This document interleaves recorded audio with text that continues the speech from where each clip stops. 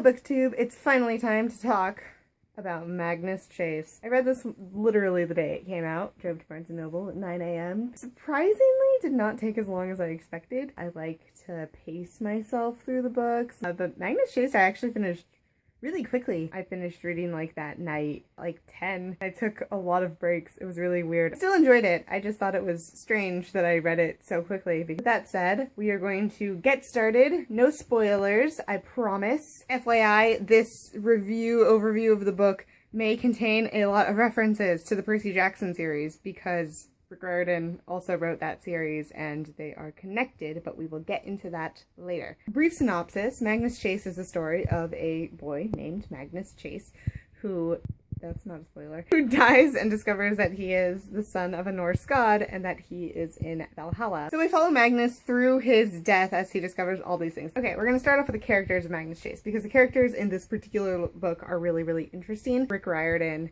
is great at giving us characters that are relatable and not what we expect at all. Magnus Chase is the main character of this book. He is a, I believe, 16-year-old boy who is pretty snarky, not as sassy as like Percy was. He's like homeless, he lives on the streets, everything is crazy, and he's just trying to figure out his life. He's a good narrator. He knows how to tell a story and inject just the right amount of humor into it. Along with Magnus, we also see his cousin, Annabeth, who is from the Percy Jackson series. And just seeing her again is like a joy in my heart. You don't get much of her character in this book. You get it in the Percy Jackson series, which is...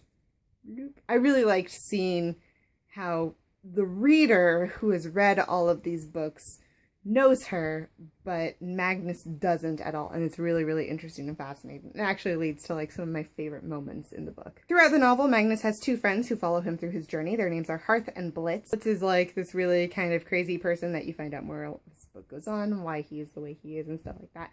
But my favorite thing is that Hearth is mute. Every time he speaks, he is using, I assume, ASL. It just says he signs, but I'm assuming it's ASL because they live in Boston. But reading a mute character in such easy and relatable way, I think, is super important, and I love the way that it's done because it all feels natural.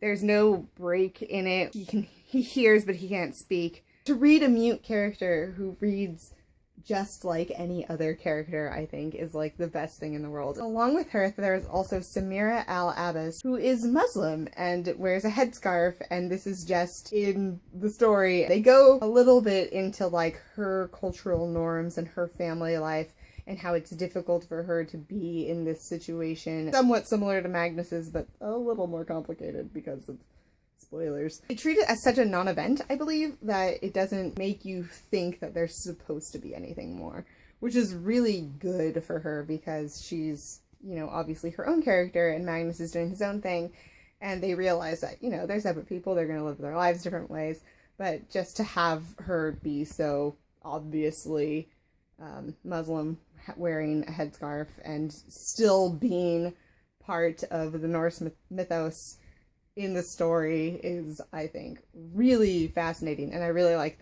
the decision there to leave her as she is. So if you've read any of Rick Riordan's earlier works, you know that he often inserts historical characters into the book. There's mentions of certain historical people in the Percy Jackson series as children of the Greek and Roman gods, and how that plays into their characters, and it's done in such a way that you don't even doubt it. You just assume that, yeah, that's how it is, that's how it always is.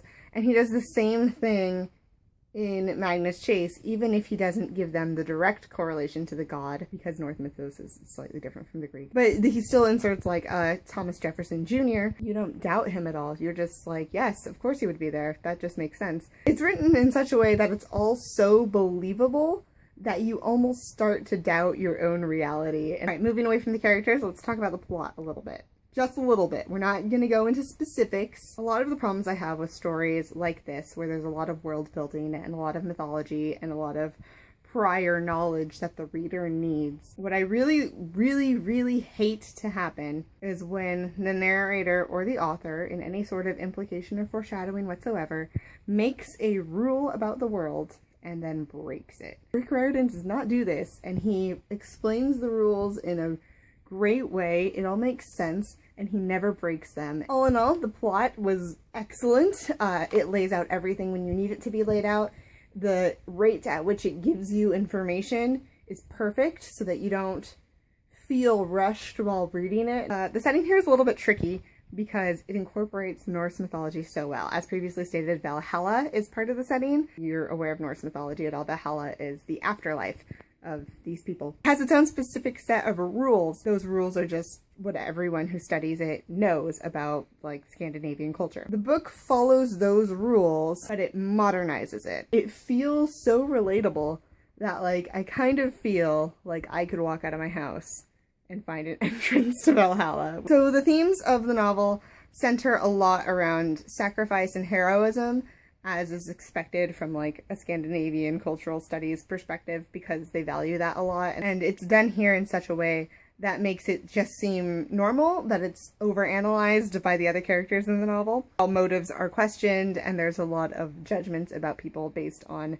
how they fit into these themes that are so defined in this world. It's explained through a lens that makes it so that you as a reader understand what's going on all the time. You understand that those choices are made for certain reasons. There's also the themes of friendship and family, and how those are ties that you cannot break when they mean so much to you. Okay, writing style. So Magnus is a character who gets a little blindsided, just like the reader, in finding himself in a much more complicated, complex situation than he wanted to be in. There's a lot of information about this that you as a reader need to get, and he as a narrator needs to get, but you're forced to get it at the same time as him in a way that makes sense and a way that doesn't throw off the story. It doesn't make you feel like you're being rushed, but it still gives you the sense of urgency and time constraint, which is huge in the book because they're on a schedule. Also, Rick Riordan blends cultures and ideas really, really well throughout all of his novels. The Percy Jackson series, the Hero of Olympus series,